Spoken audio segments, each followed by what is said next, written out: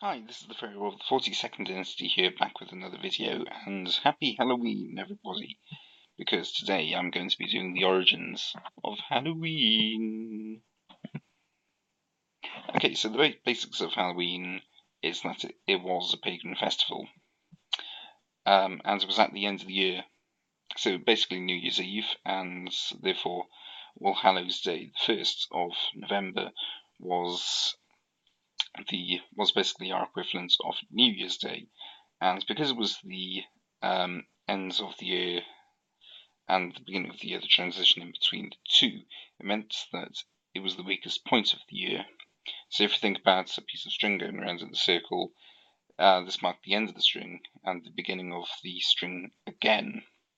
So this was the weakest point, and of course ghosts and things could get through, the spirits of the dead and demons and so on.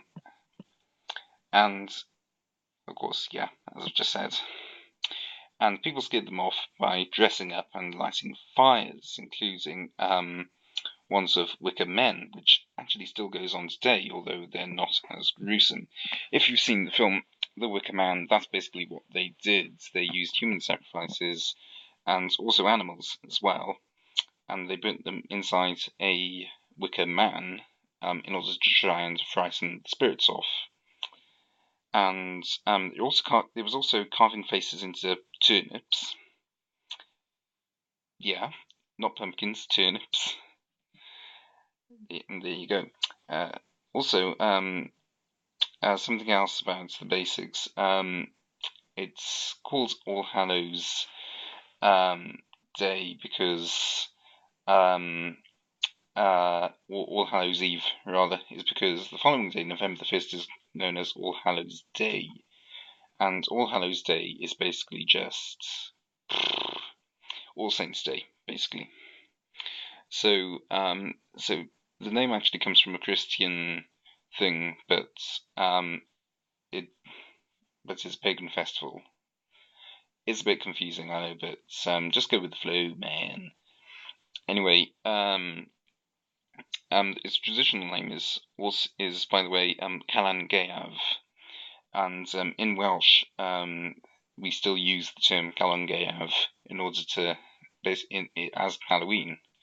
So whenever you hear someone talk about Calon Gaeaf in Wales, then you know they're talking about Halloween. So there you go.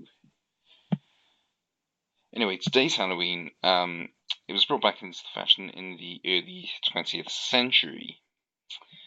Hang on. Trick or treating isn't traditional, but it was in fashion at the time, and it still goes on today.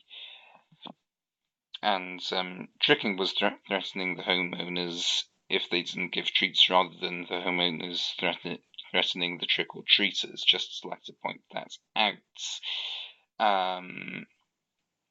So it wasn't, yeah, so it wasn't people it wasn't little girls and boys saying trick or treat as neighbours, and sometimes they used to give them sweets, but sometimes they used to blast them with a water pistol. That's what people think it was. It isn't like that at all. It's a bit more violent than that.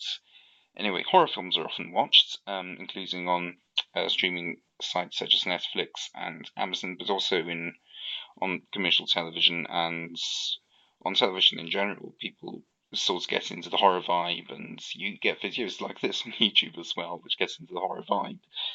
Anyway, ghost tours are also run, and they're very, very popular, and many, many scary stories are told. M.R. James is quite a popular one, but you can have loads of others. There's loads of horrors and horror writers to choose from, including, rather bizarrely, Roald Dahl and E. Nesbit.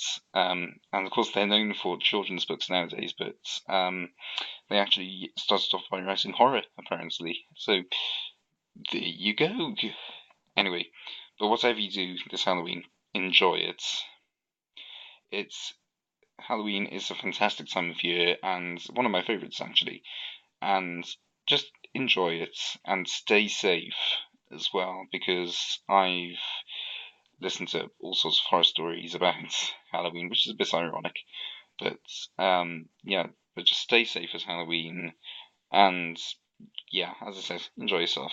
Anyway, that's all I have for you this evening.